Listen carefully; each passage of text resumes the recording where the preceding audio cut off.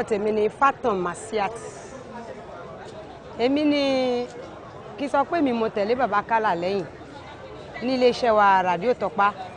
nínú ètò tí a máa ń ṣe níbẹ̀ ètò Yorùbá ní ojúléeṣẹ́ Radio Topa tó wà ní Gbọ̀gbanú. Bàbá tí a ń sọ̀rọ̀ nípa rẹ̀ yìí èèyàn wa ẹ jẹ́ ká yòbó Ànábì sallallahu alayhi wa sallam. Bí mo ṣe mọ bàbá sí èèyàn pàtàkì ni wọ́n. Ẹ bi mí pé kí nìdí ẹ̀ tí mo fi sọ bẹ́ẹ̀. Kí nìdí? Ìdí náà ni wípé ṣẹ́rí tí àgbàlagbà bá wà tí ò jẹ́ pé ó ń fi rẹ̀ ṣe àgbà ní gbogbo ìgbà ibikíbi tó bá ti dé ọmọdé ló jẹ́ òun pẹ̀lú gbogbo ọmọdé nǹkan kan náà ni wọ́n jẹ́. Bàbá wa ní gbólóhùn kan tí wọ́n máa ń sọ tó bá ti rí ẹ báyìí tó bá jóbìnrin mà ṣe rí tó bá sì tún jọ́kìnrin ọ̀rẹ́ mi àtàtà ọmọ mi ẹ̀ ǹlẹ́ o àwọn gbólóhùn tí bàbá máa ń fọ̀ nìyẹn. Bàbá sì tún máa ń sọ wípé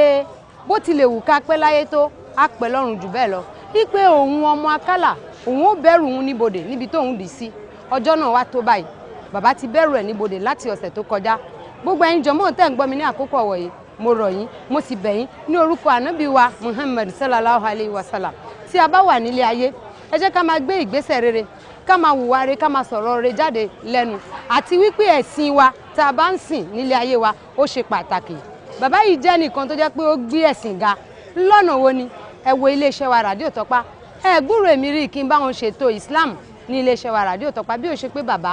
tòun ti bí bàbá ṣe dàgbà tó tọ́jọ́ ń bẹ lórí wọn. Èmi gan mo wà nínú àwọn tó máa ń sọ fún wọn pé bàbá ǹjẹ́ ẹ lè ṣètò ti Islam nínú àwẹ̀ yìí ajísàrì nínú àwẹ̀ bàbá ní lágbára Ọlọ́run àwọn ó ṣe bàbá sì máa ń ṣe wọ́n máa ń ṣe ní àṣeparí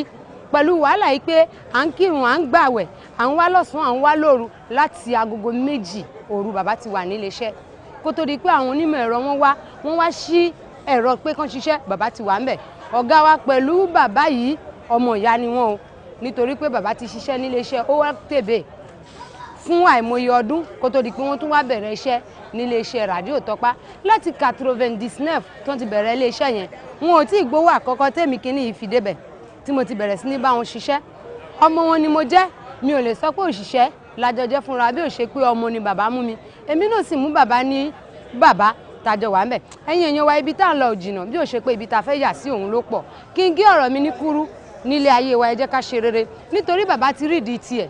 ó ti débẹ̀ báyìí ó kó òun àti Ọlọ́run ọba òun rí wa gbogbo tá à ń ṣe òun rí wa àwa ò sì rí ó dá ìrìnà kó dojú àlá ká tó ríra wa gbogbo ẹ̀yin èèyàn wa ẹ ṣe rere. Àmọ́ mo fẹ́ sọ kinní kan yìí pé iléeṣẹ́ Radio Topa ẹ̀sìn Islam kò ní í parẹ́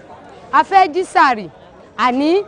àgbà wákàtí wípé kí àwọn àfáà kó ní àǹfààní láti máa ṣe wáàsí níbẹ̀ ó wà lọ́wọ́ gbogbo ẹ̀yin mùtúmùwọ̀n tẹ́ ń wò mí ní àkókò ọ̀wọ̀ yìí lọ́kùnrin lóbìnrin mo bẹ̀ yín pé àní àwọn onígbà onígbọ̀wọ́ ẹ má ní mo sọ bẹ́ẹ̀ o mo sọ láti fi sọ pé ẹ jẹ́ kí n lọ wá bíbí ìlú Wémẹ̀ ní Àzọ̀ Oríṣẹ́ Ẹ̀sà